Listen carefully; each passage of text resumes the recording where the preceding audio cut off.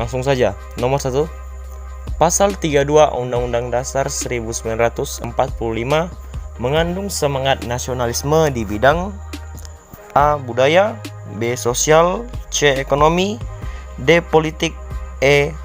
Hak asasi manusia. Nah, kalau kita baca langsung dari buku Undang-Undang Dasar tahun 1945 yang sudah diamandemen, kita dapat mulai di ayat 1 berbunyi, negara menjamin kebudayaan nasional Indonesia di tengah peradaban dunia dengan menjamin kebebasan masyarakat dalam memelihara dan mengembangkan nilai-nilai budayanya. Dari sini kita bisa melihat gambaran langsung dari jawaban pertanyaan soal ini, yaitu berkaitan dengan yang namanya budaya. Nah, jadi tentu saja jawaban dari soal ini adalah bagian A, yaitu budaya. Oke, lanjut soal nomor 2. Rasa nasionalisme tumbuh pertama kali di Indonesia disebabkan karena adanya A. Transisi rakyat ke masa industri, B. Rasa memiliki antara sesama rakyat, C. Keinginan untuk merdeka dan bebas dari penjajahan, D. Masuknya pengaruh Eropa ke Asia, E. Gerakan orang-orang bumi putra terpelajar. Ya, seperti yang kita tahu, kalau kita search dari Google ataupun dari media-media lainnya, nasionalisme di Indonesia muncul dari adanya kesadaran yang terus berkembang, yaitu kesadaran terhadap situasi ketertindasan yang melahirkan keinginan untuk bebas dan merdeka. Nah, kesadaran ini muncul pada akhir abad 19 yang melahirkan beberapa pergerakan organisasi modern, salah satunya Budi Utomo.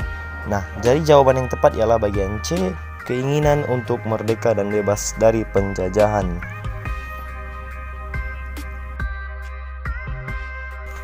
Tiga. Berikut merupakan 4 macam pengertian asal mula Pancasila secara ilmiah, kecuali A. Causa materialis, B. Causa formalis, C. Causa efficient, D. Causa finalis, E. Causa praktis. Nah, asal mula terbentuknya Pancasila bisa dipahami lewat 4 teori, yaitu pertama causa materialis atau asal mula bahan, 2. Causa formalis atau asal mula bentuk, 3. Causa efficient atau asal mula karyanya, dan yang keempat, causa finalis atau asal mula tujuan. Nah, dilihat dari 4 jawaban ini, maka yang tidak termasuk dari asal mula Pancasila secara ilmiah ialah bagian E, causa praktis. Lanjut soal nomor 4. Penangkapan para tersangka teroris di berbagai tempat guna menciptakan keamanan di masyarakat merupakan salah satu bentuk pengendalian sosial, yaitu A. Tindakan represif, B. Tindakan preventif, C. Tindakan kuratif, D. Tindakan eksternal, E. Tindakan persuasif. Nah, kalau kamu mencari arti represi dalam Kamus Besar Bahasa Indonesia, maka kamu akan tahu kalau represi bisa diartikan sebagai menekan, mengekang, atau menahan, serta menindas yang bertujuan untuk mengembalikan keseimbangan yang mengalami gangguan. Maka jawaban yang paling tepat ialah bagian A, tindakan represif. Lanjut soal nomor 5. Jiwa persatuan Indonesia dalam konsep Pancasila merupakan bentuk penyadaran bahwa perbedaan adalah karakter bangsa yang mempersatukan, bukan bentuk ancaman. Kesadaran tersebut harus tertanam bagi warga negara, terutama dalam membangun sikap A. Nasionalisme, B. Cinta tanah air, C. Bela negara, D. Patriotisme, E. Penghargaan perbedaan. Nah, jika kita lihat dari soalnya, maka hal pokok yang bisa kita sadari adalah karakter bangsa yang mempersatukan, bukan bentuk ancaman. Nah, jika dilihat dari pilihan A, nasionalisme itu tidak termasuk, B juga tidak termasuk, D itu merupakan patriotisme atau sikap kepahlawanan, dan E. Penghargaan perbedaan. Maka jawaban yang paling tepat adalah C. Bela negara. Lanjut soal nomor 6.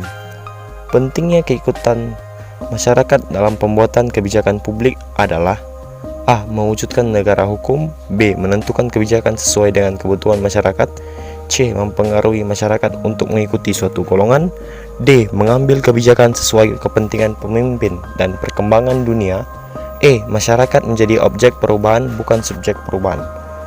Nah, Pentingnya keikutsertaan serta masyarakat dalam pembuatan kebijakan publik adalah tentu saja untuk masyarakat kembali. Jadi jawaban yang tepat adalah bagian B, menentukan kebijakan sesuai dengan kebutuhan masyarakat. Jika kamu melihat dari jawaban C dan D itu tidak sama sekali tidak sesuai dengan kebutuhan masyarakat. Jadi jawaban yang tepat adalah bagian B. 7. Menjadikan Pancasila sebagai landasan untuk membentuk sebuah organisasi adalah contoh pembangunan dalam bidang A. Sosial, B. Budaya, C. Ekonomi, D. Politik, E. Keagamaan. Nah, Pancasila merupakan ideologi bangsa kita, yaitu Indonesia. Tentu saja untuk membentuk suatu organisasi, contoh pembangunan yang dimaksud adalah dalam bidang D. Politik. Ideologi berkaitan sangat dengan politik, jadi jawaban yang tepat adalah D. Politik. 8.